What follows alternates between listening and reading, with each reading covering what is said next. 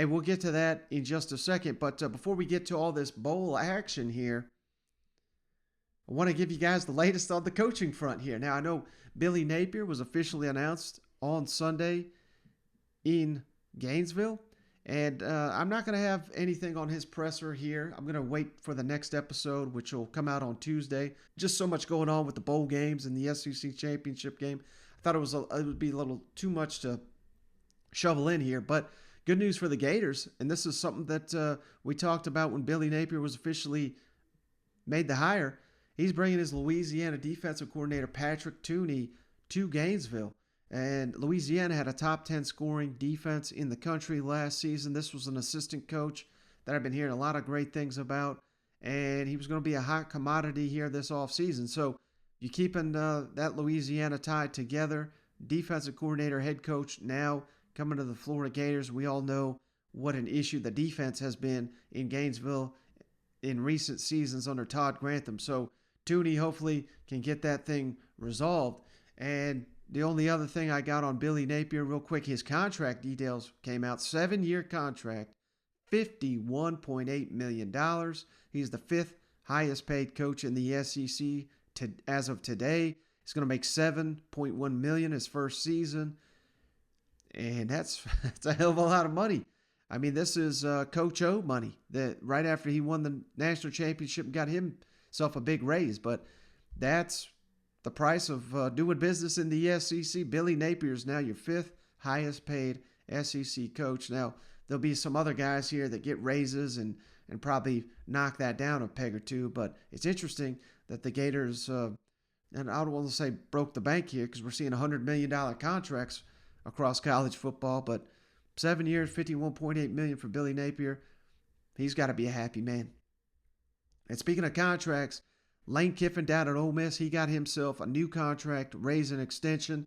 Now, we said this many times on the show before, but if you're not familiar with it, in the state of Mississippi, state employees can only be on 4-year contracts. So Ole Miss, Mississippi State, basically every offseason make a big deal about contract extensions, but really what they're doing is giving their coaches a 1-year extension. Now, Kiffin got a nice little raise here, but you just always want to keep your coach on a 4-year deal for recruiting purposes and making everybody aware that, the program's bought in. So that's what this really is. And I guess Kiffin, the carousel's kind of winding down here. Good time for Ole Miss to announce this deal. Kiffin says, there's a lot of paperwork that needs to go into it, but okay, buddy. But $7.5 million annually for Lane Kiffin on his new contract. Got to assume that is for 4. So we're talking around $30 million for his 4-year total. Got himself a nice little raise there.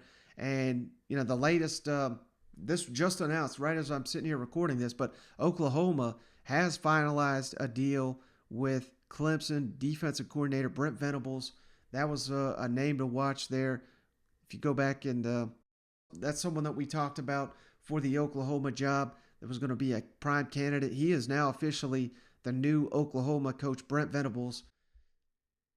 And why I'm roping this into Ole Miss, because this morning, and there was about 5 or 6 different trustworthy reporters all saying the same thing. It was Chris Lowe, it was Bruce Feldman, I believe it was Ross Dellinger, among others, saying that Brent Venables was going to be the new coach, and it was looking like Jeff Lebby was going to be the new offensive coordinator at Oklahoma. Now, that Jeff Lebby news is not finalized yet, but here we're going to play some of Kiffin's comments, and he's asked about staff turnover. He says he expects to lose some coaches. That's just business of college football. If you do well, you're going to lose assistant coaches. So it sounds like Jeff Lebby, who's an Oklahoma graduate, going to jump over to the Sooners, be their new offensive coordinator. But let's kick it over to Lane Kiffin talking about his new contract and on the fact that he expects some coach turnover this offseason in Oxford. What did it mean to you to kind of get that contract extension done? And was there any doubt that you were going to stick around to stay as the Ole Miss head coach? And what does it mean to still be there and get it done and be there for years to come? Well, I think sometimes people don't understand these things, sometimes have been in the works for a while. And this had been a long time, just happened to be finalized and announced yesterday. So, like I said, this was not just about me. This was a lot of getting things in place, which, the Keith and the Chancellor were all about. We just had to get it all, talked about, and it takes time. And a big part of that is making sure all the things in place in the future for the players from a facility standpoint, and then for the coaches to make sure that, we're able to keep these guys around and compete at the highest level, which is what we're trying to do, not just for 1 year like we did this year and have, 10 wins and all these accomplishments, but to do this for a long period of time takes all those things in place. You don't continue to win at that level, just because you hit 1 year and have a hot quarterback and different things. If you're going to do it for a long period of time, especially in the SEC, you got to have everything else in place. Hey, Lane, you mentioned coaching staff. I was curious, how confident are you that you're going to be able to retain the staff that you've had? How much are you having to kind of prepare for potential departures for people getting other jobs? Well, I've said it before, this is when you win, and especially to me, when you win with style that people watch, they say, okay, hey, I want to go buy that system, that style. And I'm not saying we're Alabama, but that's a lot of times why you see so many coaches leaving Alabama is people want to go get what they're doing. And so we lost coaches a year ago to when we first got to Alabama, and then last year to Texas, Oklahoma. So I don't take it personal. It's part of the business, when you're doing really well, because the players are playing really well, your assistant coaches, people want to come get them. So like I said about the head coach, it's the same thing. If you're losing, a lot of people trying to come take your coaches. So it's a good problem to have. It's one we have to deal with, and we'll always find the best ones out there. And, there's a good chance we may lose one this year. So there's all kinds of factors that go into why coaches leave. And so I understand that. I remember you saying that people need to see Matt Corral while they still can. And it's my understanding he's going to be good to go for this game. But what do you think, what are your feelings on being able to, if he does play, coach him in one last good game and in a bowl game, and just all that he's meant to the team this season and what your hopes are for him in this game? Yeah, he's a special kid and just a special relationship. I just watched him, go over to the band and the fans after the Egg Bowl, and almost got emotional, and I had to remind myself I got one more with him. So that wasn't the last one, but I don't know exactly why the bond is what it is. People have said, the California thing, or, we both, USC didn't want either of us.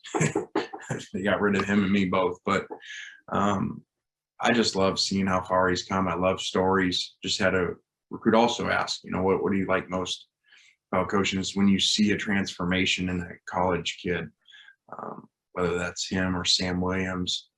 It's just really neat to see that and be a part of it. He's just such a great leader and such a great kid. Just really proud of him. And now, final thing on Ole Miss, and again, I'm not saying this is going to hinder the Rebels here, but I don't think we've talked about this yet. But UCF quarterback Dillon Gabriel, I believe his name is, the guy that starred for Josh Heupel, he has entered the transfer portal after this season, and rumor has it he was headed to Ole Miss. Now, why? He wanted to play for Jeff Lebby, who he crossed paths with at Central Florida. So is Dillon Gabriel still holding Ole Miss? There's still a good chance to go reconnect with Lane Kiffin. Certainly that's got to be a selling point. Oklahoma's pretty situated at the quarterback position as long as Caleb Williams stays in Norman. If not, maybe that's a potential landing spot for Dillon Gabriel. But that's going to be a situation to monitor for Ole Miss, because it sounded like the former UCF quarterback was on his way to Ole Miss. And now with a potential change in offensive coordinator, we'll have to see if that's still in the works. And, hey, how about this news? Not officially SEC related, at least not at this point, but Carolina Panthers turned around and made some pretty surprising news on Sunday. They fired offensive coordinator Joe Brady. And, of course, every SEC and LSU fan knows that name. So, all of a sudden, one of the hottest coordinators in college football history. I know he's only there for 1 year, but it was pretty remarkable what they did in 2019 down at Baton Rouge. All of a sudden, Joe Brady's available. So we'll see where Joe Brady lands. Does he stay in the NFL? Does he come back to college football? I honestly have no idea, but I do know Brian Kelly's down there searching for an offensive coordinator. I know I'd sure as hell be picking up the phone and calling Joe Brady. Or maybe if I'm Shane Beamer, maybe if he wants to stay in Carolina. I know Marcus Satterfield's still got a job, but hell, give me Joe Brady. That's what was the sell when we got Marcus Satterfield. It was going to be Joe Brady offense. Well, it sure as hell ain't Joe Brady's offense, but I expect Joe Brady, his phone to be ringing off the hook right now after being let go here on Sunday. And we'll keep you posted on where that thing is. And last but not least here, again, this is not SEC related, but it's so weird, and who knows how the dominoes will play out. Could affect the SEC in a roundabout way, potentially. But Oregon coach Mario Cristobal apparently has been offered the Miami job, according to Sports Illustrated's Ross Dellinger, and he's got till Monday to accept it. Now, keep in mind, Manny Diaz is still the head coach at Miami. So Miami's got a sitting head coach, and they've got an offer out to their next head coach if he wants it. And if he turns it down, they're going to keep Manny Diaz. That's my God. If you're wondering why Miami football's in the toilet, it's because of moves like this. I mean, what a poor move. And apparently Manny Diaz is out in the recruiting trail here on Sunday trying to, I cannot imagine the questions he's being asked on the recruiting trail about whether he's going to be there or not, because frankly, it sounds like it's up to Mario Cristobal whether Manny Diaz is in Miami or not next season. But hey, that'll be wild. And like I said, if the Oregon job comes open, who knows? Who knows the dominoes that could affect? Let's hope an SEC coach doesn't leave for that position, but stranger things have happened. So we'll keep you posted on all that.